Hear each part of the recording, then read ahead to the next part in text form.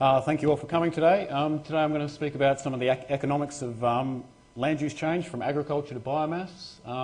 In this instance, biomass is the growing of perennial species, eucalyptus species, for use as a direct substitute for conventional fuel sources such as coal in electricity generation. So just a quick outline of today, just a bit background on why this study needed to be done and why this work was initiated. Some information on the economic valuation of land use change, some information about decision making under uncertainty, the application of real options analysis, which is a model that can incorporate uncertainty and flexibility into decision making, into Southeast Australia, the effect of climate change on this, and hopefully some time for questions at the end. So it's fairly widely acknowledged that decarbonising global electricity generation will be key in stabilising atmospheric greenhouse gas levels and reducing some impacts of climate change. Biomass may help mitigate against climate change, as it is considered a CO2 neutral fuel source. Believe it or not, biomass is actually quite widely spread, quite widely used already internationally, mainly in Europe and North America in various forms, such as capturing gas from the fermentation of waste products in dumps and that sort of thing. Plus there is some biomass, dedicated biomass being used in, say, Nordic countries. However, in Australia, for it to significantly, to play a significant role in future global energy or Australian energy, dedicated energy crops are probably going to be likely, and that means substituting biomass for some agricultural crops or land currently in agricultural production. There's a big caveat on this, though, is that landholders often display considerable reluctance to convert land use away from conventional agriculture.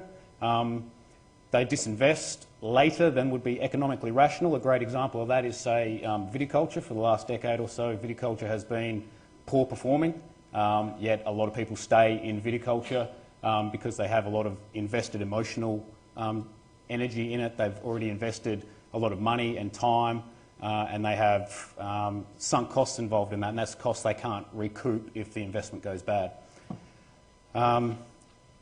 Risk and uncertainty over future conditions and large sunk costs contribute significantly to investment inertia or a reluctance to invest in new land uses.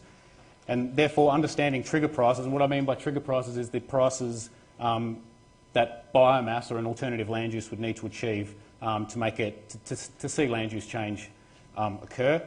It's important because if you really want that industry to go ahead, you can set some policies around that and try and drive change if you know more about the prices at which landholders make decisions. So the economics of biomass has been actually quite widely studied in Australia.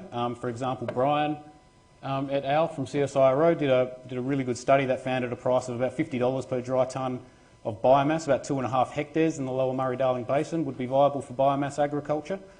However, the methods being used is what's known as net present value, and there's some limitations to net present value, and these are that it really provides a static view and assumes a passive commitment to investment. And what I mean by that is once you invest, you can't disinvest and get out. So if you invest in biomass agroforestry, you can't then, if prices tank, get out. It views the decision as a now or never investment. So if I have the option to invest now, if I don't invest now, that investment option disappears forever. And MPV also ignores several key factors that we know influence landholder decision making, such as the effect of price uncertainty, the effect of yield uncertainty, and the ability to delay the investment, to wait for more information to come to hand. Real options analysis is another is an alternative valuation method that incorporates some of these uncertainties. The concept derives from financial markets and the pricing of options, say for commodities or stock options. It assumes that management decisions unfold over time, and that managers can can alter their operating strategy to tailor new information or wait for new information to come to hand. And this ability to wait or delay investments can sometimes have significant value in monetary terms. So this is just a quick schematic of where net present value, it's not a redundant model at all. It's just probably better suited to conditions where there's low irreversibility and low uncertainty in future returns, whereas real options analysis is probably better suited to conditions of high irreversibility and high uncertainty. This is just a quick schematic of our study area. So we applied this to the lower Murray-Darling Basin in South Australia and Victoria. And we applied a real options model which is based on a Monte Carlo simulation model incorporating several sources of uncertainty, including price uncertainty and yield uncertainty. And this was adapted from a model first published by some German researchers. Agriculture was modelled using AppSim, and that was done by Brian et al. And they used 115 years of climate data and soils data to model wheat yields. We modelled biomass productivity using the carbon sequestration from revegetation estimator, which was developed by Trevor Hobbs from Juna. We included commodity yield uncertainty under baseline and 2 climate change scenarios. And that's just a quick outline of the climate change scenarios. If you just take note of this scenario number, because that'll come up in a later figure, but we had baseline climate, a moderate climate change scenario and a severe climate change scenario.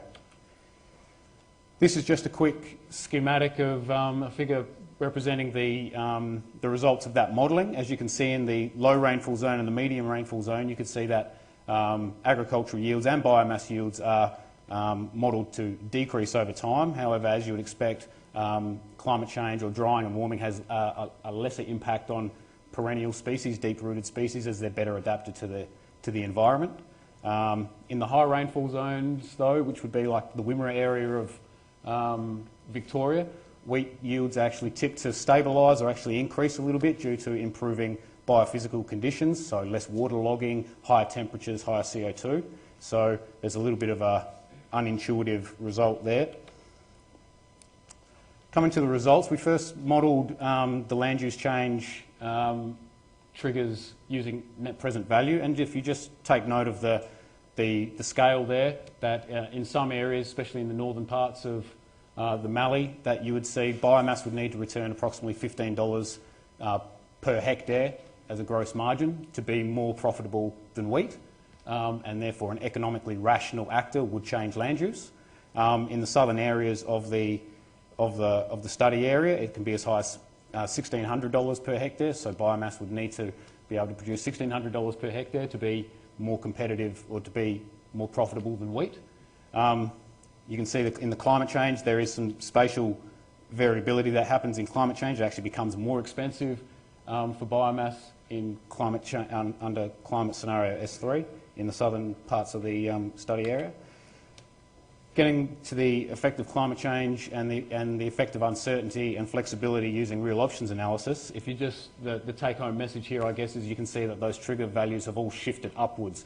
So what happens is essentially happening there is that the effect of uncertainty in prices and the effect of uncertainty in yields actually, and the ability to delay an investment actually changes the investment decision, and people delay their decision when future returns are uncertain, to see what's going to happen, where a price is going to go next year, 2 years from now.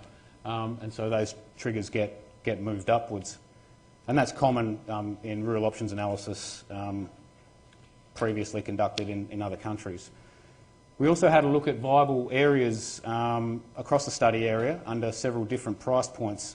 So the top line of figures actually shows viable areas under the different climate change scenarios, but under $200 per dry matter tonne paid for biomass. And as you can see, at prices under $200 per dry matter tonne, very little of the study area would be profitable for biomass or conversion to biomass agroforestry. It's not until prices are somewhere between $200 to $300 per dry matter tonne that significant areas of the study area become more viable will become economically viable under biomass agriculture. This is obviously going to be, there's a lot of assumptions made in this modelling, and it's obviously going to, where this goes in the future is obviously going to be determined largely on prices achievable for biomass in the future. However, on an energy equivalent basis, that is per gigajoule of energy. To be competitive with an oil price currently at around $41 per barrel, biomass would need to be priced at less than $130 per dry matter tonne to be competitive with oil as an energy source. And probably more importantly for Australia, as our majority of our electricity comes from coal, to be competitive with coal at around $68 per tonne, biomass would have to be priced at less than $52 per dry matter tonne, which throws some serious doubts on whether the industry would be widely profitable at the moment. So there may need to be some subsidies or incentives put in place to get this industry off the ground, or the development of markets for the products of integrated tree processing. So further development of international markets for eucalyptus oil and activated charcoal for use in agricultural soils. But at the moment, that's what our study found, that it's probably going to be quite hard at the moment to set up a biomass industry in agricultural lands in southern Australia. Thank you for that, and any questions? Thanks, Courtney. Any questions? Yes? Just a couple of things to consider. The modelling for the amount of biomass per tonne for revegetation is usually pretty conservative.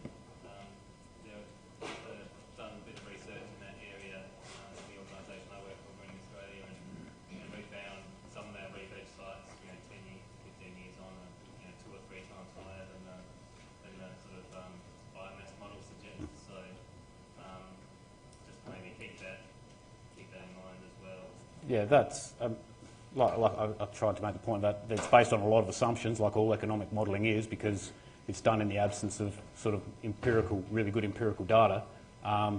So yeah, that's one of the areas that we sort of recognise, is that the modelling of agricultural crops is probably far more advanced than the modelling of biomass or eucalyptus species. So yeah, it's a valid point. Yeah. Yeah. Any other questions? Yeah. Oh, sorry, yes.